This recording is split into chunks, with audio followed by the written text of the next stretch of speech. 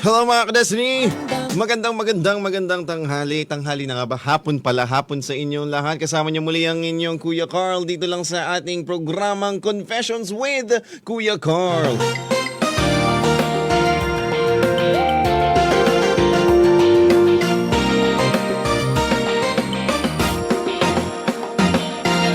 .6.7 Destiny Radio. Kasama nyo ngayon ang inyong Kuya Carl. Ngayong 1:05 in the afternoon. Yan. Ngayon naman, meron tayong pero hello muna sa mga nakikinig po sa atin dyan sa radio, sa online Zeno Radio. Tingnan natin, naga na ba yung Zeno? Yan, hindi pala. Oh my God. Ay, naga na pala. Yan. Pero syempre sa ating lahat, hello po, magandang tanghali po sa inyong lahat. Sana po kayong lahat ay nakikinig sa amin dito sa 96.7 Destiny Radio. At ngayon nga, kami ang may bago na namang kwento para sa inyo. Ako naman, iba dito sa Confessions with Kuya Carl, tayo naman talaga ay nagbibigay ng mga kwento. Pero lately, parang ang dami nating nakikitang parang happy na kwento. Parang hindi na siya puro malungkot. Kasi nung una, puro malulungkot yung ating kwento. But for now, talagang happy na ang ating mga kwento. Hindi naman happy. Siguro meron mga may problema din ito. Problema rin kasi itong ating yung ating ikwekwento kasi hindi rin niya masabi. Hindi rin niya masabi sa kanyang partner. Pero hindi naman siya parang malungkot na problema. Kaya sa mga kadestination po natin dyan, kung kayo man ay may confessions, nako, pwede nyo pong i-text sa aming text line 0929-2168-100. Once again, 0929-2168-100. At syempre ngayon, kung tayo ay nakikinig dito sa radio, mapapansin nyo naman meron pa tayong mga iba't iba pang programa katulad ng Dear Diaries with Papa Del, Original 10. By yung kasama niyo si DJ Bugs doon. Meron ding tawag dito yung sa ating Senti Hours kasama si Jiro. Si DJ Jiro, the one and only rapper DJ. Mamaya makikinig niyo siya. Pero sa ngayon muna ay ang inyong ultimate kuya na si Kuya Carl. Dito muna sa 96.7 Destiny Radio. Yan, hello po sa mga nanonood dyan, lalo sa ating Facebook Live. Yan, hello po, magandang hello po, hello followers. Hello everyone. Kung gusto niyo mag-comment, go lang. Ayun, lalagyan ko ng parang yung ginagamit ng mga tao para makita yung mga post nila, yung highlight. Hello po sa inyo, magandang tanghali po sa inyong lahat. Or hapon, nakakain na ba kayo? Kayo ba hindi pa 'to nasasabi sa inyo ng mga jowa niyo eh. Nakakain ka na ba? Yo! Ako na muna magsasabi sa inyo. Huwag na muna yung mga jowa-jowa nyo. Pero, speaking of mga jowa-jowa, ang ating kwento for today is about sa mag-asawa na. Yan, oo. Naranasan, ito nakakagulat din na meron pa palang mga gaytong problema and very talamak tong mga gaytong problema kasi akala nung iba hindi ito obvious or hindi ito evident dun sa nangyayari sa mundo ngayon. Pero sumesentro ang ating kwento sa isang magjowa or mag-asawa na siya. Na ang pinag-uusapan ay about sa kapugian ng kanyang asawa. Yan. Ang title po ng ating story for today is Mr. Kong Guwapo Lapitin ng mga babae. Oh my God. Diba? Lapitin ng mga babae. Grabe. Parang si Kuya Carl. Joke lang. Hindi po tayo lapitin ng babae. Huwag po kayong maniwala sa mga nakikinig niyo po sa ibang tao. Tayo po ay normal lang nila lang. Nung nakita ng Diyos, ay pwede na yan. Pwede na yun. Hindi, joke lang. Pero syempre lahat tayo pogi, maganda, amazing. Yan, lahat tayo talented. Pero for now, let's listen to this story. Hindi ko na siya gagawing kalma-kalmado. Kasi itong storyang ito, sabi niya dito, Mr. Kong Guwapo Lapitin ng mga babae. Sa mga gusto pong sa mga gusto pong makibasa, pwede niyo pong basahin. Pag nandito po kayo sa Facebook Live, makikita niyo po yung ating story. Ito po ay galing sa Whispered Truths. Kasi hindi nila masabi sa kanilang ano. Kaya nga Confessions with Kuya Carl din yan. Na-explore natin yung mga ganitong topic. Ngayon, basahin naman natin dito. Sabi niya dito, "Hi, I'm 28 years old female and my husband is 28 years old male. I just want to ask if this happens also to you." Yan, kung nangyayari din ba daw sa inyo, mga ka-Destiny. "So we don't have much problem together. I am I am his first and he is also my first." Wow. Mga first, kung siguro ito yung yung mga first time nilang first mga girlfriend, boyfriend. I think mag-asawa na sila kasi sabi dito husband 'di ba? Dito sabi niya, "Again, I am his first. He is also my first. We don't have a problem with our families. We only have issues with time management, but not all the time. But I know that he is a very much popular with the girls." Wow.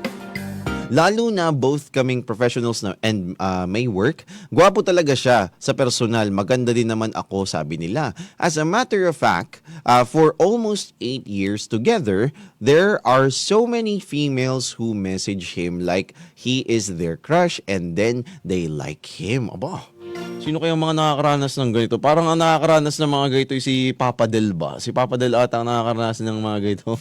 Ikaw ba, Papa Del, nararanasan mo ba yung mga ganito?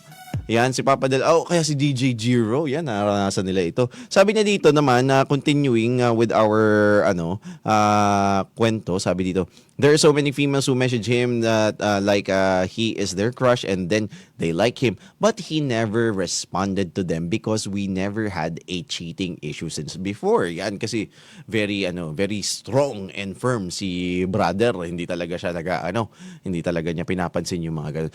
But recently na, things got worse because one time we went abroad and then there's this one Filipina who went with us shopping. Yun, nag-shopping daw sila. Tapos sabi dito, "And so we were together and then and then the Filipina tried to get close to him." Sabi, "He even tried to touch him on his shoulders, but he tried his best to come closer to me. He even switched positions with me one time. We were on a train." Yan, sabi dito, nakikipagsiksikan talaga yung babae. Gusto pa niyang tumabi and that's why he said to me that we should switch chairs and that's why we switch." Ba?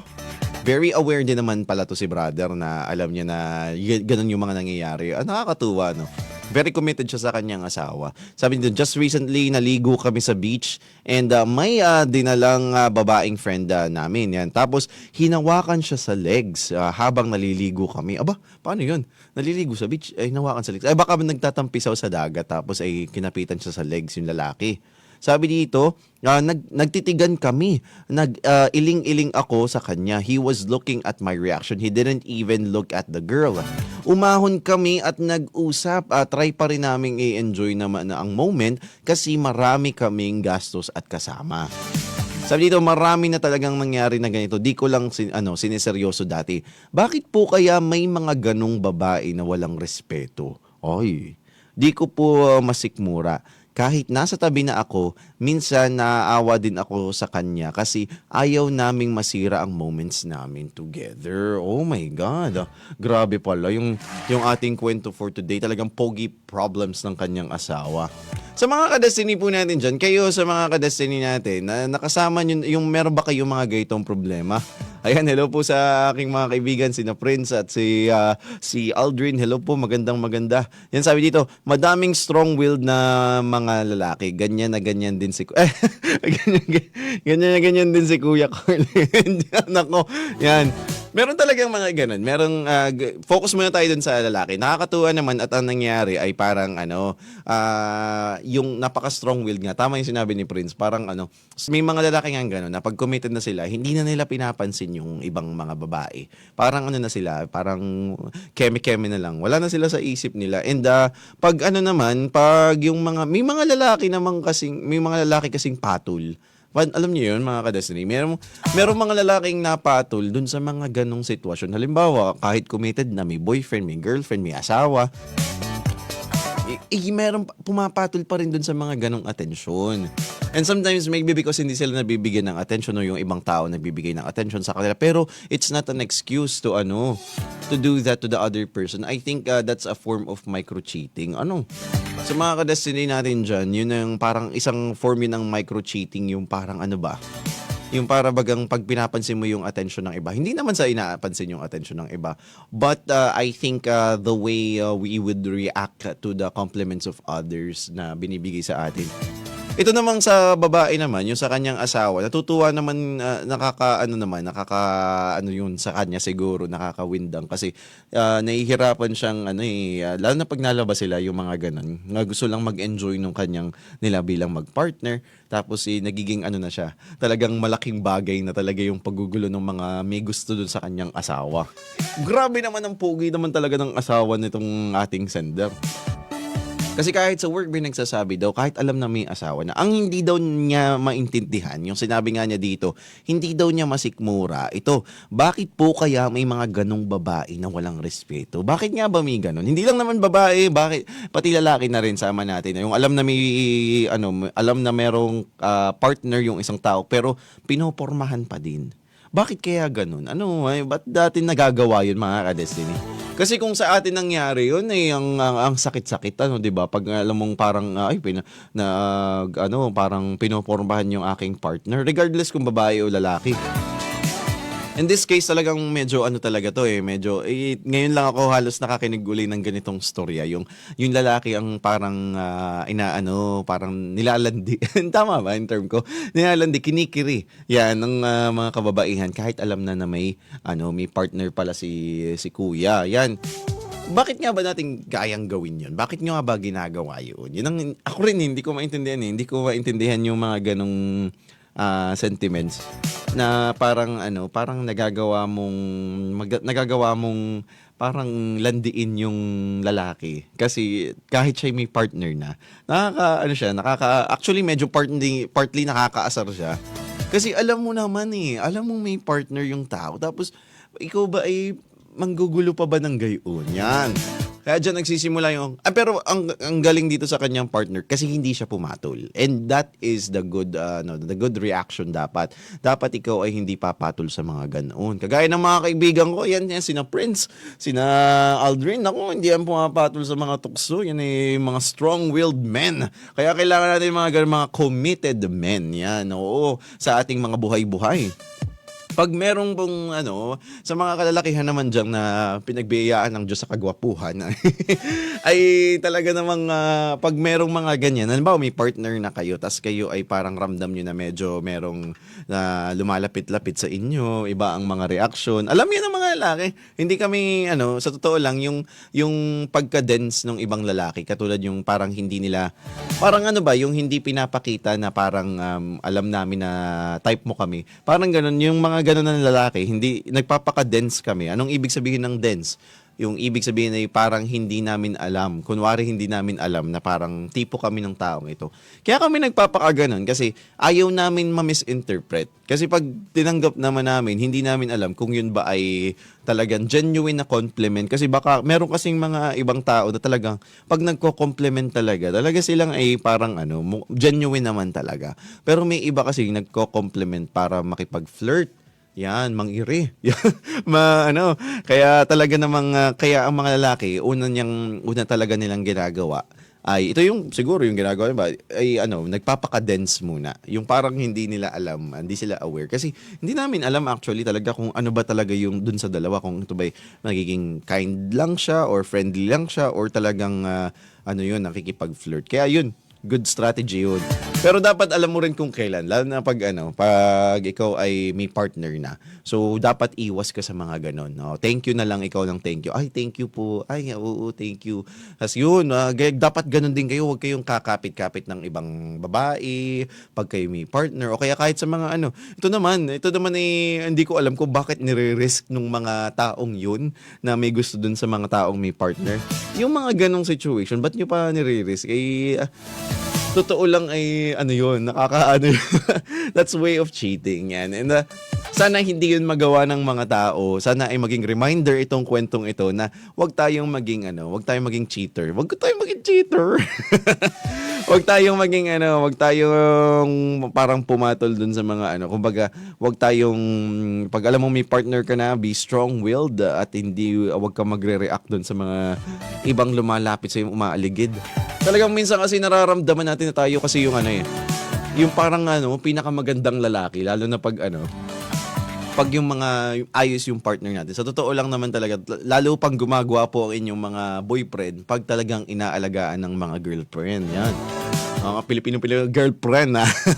Pero syempre talagang kung kayo man ay talagang mag-partner, talagang maganda kasing i-boost din yung self-confidence ng And siguro naaalagaan ni sister yan, si sister na nag-send ng letter, na naalagaan niya siguro yung kanyang boyfriend. Kaya talagang lalo pang siyang mas nagiging attractive para dun sa ibang mga tao. Alam ko kasi kaya naman talaga parang gusto ng mga tao na makuha yung mga ganun kahit may partner na kasi nakikita nila yung nabibuild nyo together. Halimbawa, nabibuild nyo na yung self-confidence nyo parehas. Nakikita nila and nakikita nag-bloom, nag-glow yung mga magpa-partner. Kaya talagang yung mga iba gustong makuha yung ganun. Gusto nila mag-grab na ready-made na, parang mga ganun ang nangyayari. Kaya yung ibang mga they grab the opportunity, pero good dapat ay tayo strong-willed men na tatanggi sa mga ganyan. And doon sa mga hindi lang naman sa kababaihan, sa lahat eh. Kahit anong gender eh. Pag may partner na yung tao, talagang kailangan nating maging matatag. Huwag na nating pakilman pa yung mga magpa-partner. Walang exceptions. Nag-iisip ako ng exceptions pero wala. Talagang Pero kaya naman talagang kung talagang mag-ayos yung ating mga magpa-partner, talagang naaalagaan ng bawat isa. Talagang mararamdaman mo na kayo na yung pinakamaganda. At syempre, yung pinakamagandang lalaki. Talagang mararamdaman nyo ng inyong boyfriend. Kaya here is Jono Gibbs with his song. Para sa ating letter sender, this is Pinakamagandang Lalaki. Only here on 96.7 Destiny Radio.